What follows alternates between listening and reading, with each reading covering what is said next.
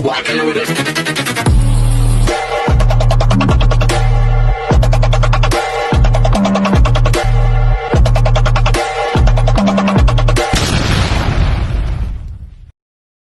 Hello beautiful people! Welcome back to my channel. This is your Mama Sam dito sa Sam Sam TV. Kamusta naman po kayo mga amigo, amiga, kumare at kumpare? Sana lahat kayo ay okay na okay at safe ngayong araw na to. Syempre ko ako naman ang tatanungin nyo, kita naman ninyo, fresh overload pa rin ang beauty ng Mama Sam ninyo kahit pagod tayo today.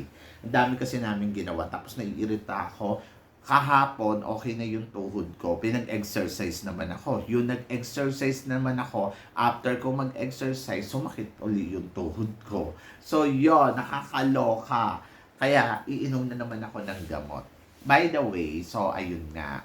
Pag-usapan natin, kanina, birthday pala ni Teacher Kao, yung music teacher namin. Tapos, yung school namin, kasi hindi pa sila nagbibigay ng cake sa akin. So, binigyan na naman ako ng another set of cake. So, yun, kanta naman sila happy birthday. Grabe yung birthday ko mula August 1. Parang feeling ko mula noong August 1 hanggang today, bumabati pa rin yung mga tao. But maraming salamat, di ba? So, ganun talaga pag nag-birthday ako, masyadong special.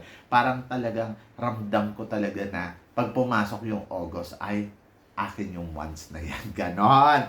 So, eto na. Syempre kahapon, gagulat tayo dito sa biglang naglabas na ang Miss Cosmo na third group para sa botohan. At nandyan nga, syempre, ang pambato natin na si Atisa Manalo Panalo. So, yon grabe. Syempre, apakagad yung mga, syempre, yung mga tagahanga ni Atisa, saka tayong lahat, talagang puntahan kagad sa Miss Cosmo. Siguro naloka yung Cosmo, no? At sinugod natin ng bongga-bongga pa. Syempre, para bumoto. Diba? So, ganon kagrabe ang suporta na makukuha ni Atisa Manalo sa ating mga kababayan. At natuwa naman ako. Kaya lang sabi ko nga sana, pag bumoto kayo, pag halimbawa, punta kayo dun sa sa page nila, ilalike ninyo yung page. Pagkatapos, ilalike nyo yung picture. Pag nalike nyo yung picture ni Atisa, mag-comment kayo doon sa picture. Pag nag-comment kayo, ang next na gagawin ninyo ay, syempre, i-share ninyo. So, yun, para maging balance tayo. Parang yung counted yung boto mo. Kasi pag hindi ka nag-comment, hindi naman counted yung boto mo. So, yun. Anyway, good luck. At eto na nga, syempre, sa botohan, talaga namang masasabi ko, ang lakas ni Atisa Manalo. Grabe, nawindang ako. Yung ganito talaga yung impactful niya. Yung alam mo yon, ang laki ng chance natin na makuha talaga yung corona ng Miss Cosmo. At naniniwala ako na talagang grabe. Piling ko susuportahan talaga siya ng isang sambayan ng Pilipino. Yung talagang million Filipino people talaga yung susuporta sa kanya dito sa laban niya sa Miss Cosmo.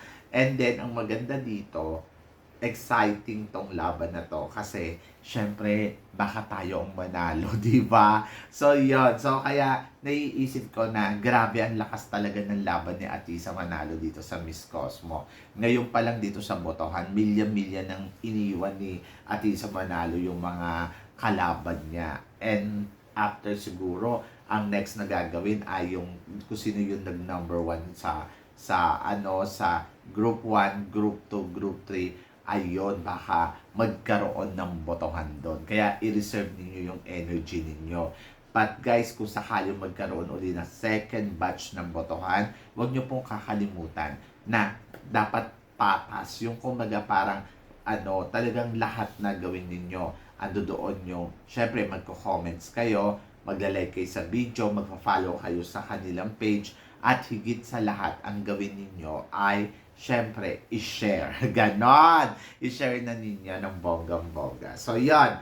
Ako nalalakasan ako kay Atisa Manalo. Plus, maktumang ang kanyang evening gown. Syempre, excited tayo kung ano ang gagawin na gown para dito kay Atisa Manalo. Kakabugba or talagang bongacious ba ang magiging resulta ng cut ng gown? Kasi syempre, dapat talaga napag-aralan to ng maigi. Ito yung gown, ito yung gagamitin sa regular na activity ng Miss Cosmo para, alam mo yon, dapat maibigay pa rin natin talaga yung yung the best of the best. So, yan.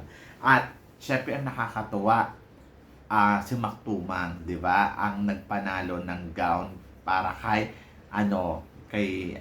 Catriona Gray. And then, ngayon, ayan na. So, kinuha na siya ni Atisa Manalo. And I hope na talagang magawa nila ng the best ang laban ng ating pambato na si Atisa Manalo. O, di ba? Ang lakas ng laban. Grabe, nakakaloka. Si Miss Colombia na itinatapat sa kanya, ayun. So, bye-bye na. Charot. Anyway, si Miss Colombia naman kasi, parang feeling ko, nag-prepare siya sa ibang aspeto, katulad ng siguro performance, at sa pagpapaganda pa ng katawan.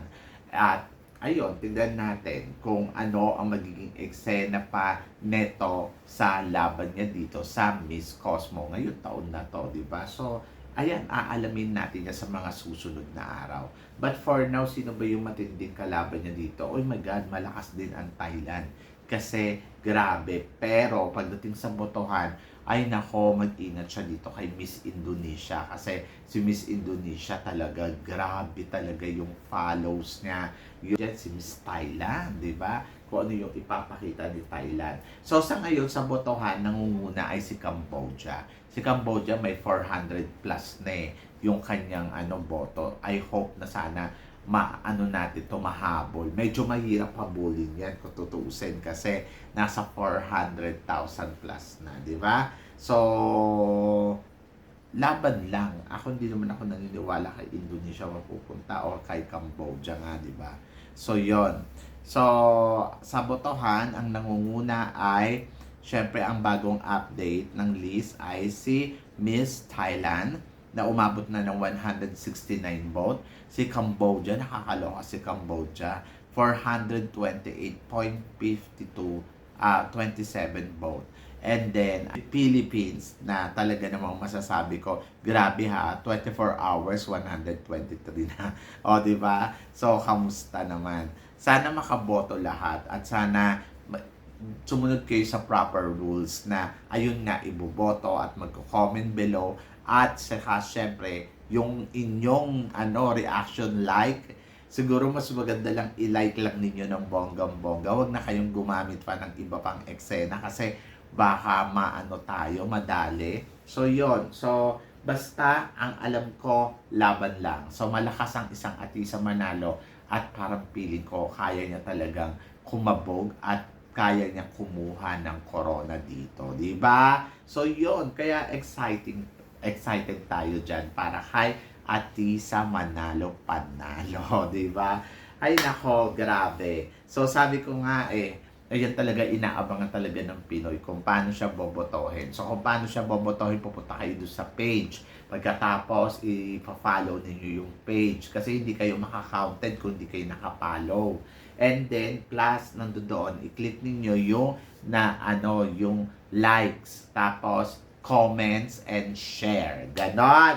So, saan kayo pupunta? Sa Miss Cosmo Facebook page. At doon po kayo boboto. Huwag kayong bumoto doon sa mga pinapakita dyan sa social media na hindi natin alam kung para nga ba to kay Atisa or hindi. I hope na talaga makakabog ng bonggang-bongga ang ating pambato. At sana po tayong lahat ay sumanayon sa sa magandang mangyayari para kay Miss Philippines. So, yun. So, good luck, Atisa. Good luck sa inyong lahat. Good luck sa atin lahat. At sana makaboto tayo ng bonggang-bongga. So, yun. Guys, maraming salamat syempre sa inyong lahat sa suporta at pagmamahal na binibigay ninyo syempre dito sa channel ko. At sa mga hindi pa po nakaka-subscribe dyan, please don't forget to click like and subscribe my channel. At i-click nyo na rin po ang notification bell para updated kayo. Syempre sa aking mga chika. Sabi ng ganon, keep smiling and laban lang. So, yan. Guys, hanggang dito na lang. Hanggang sa muli nating chikahan. See you tomorrow. Thank you, guys.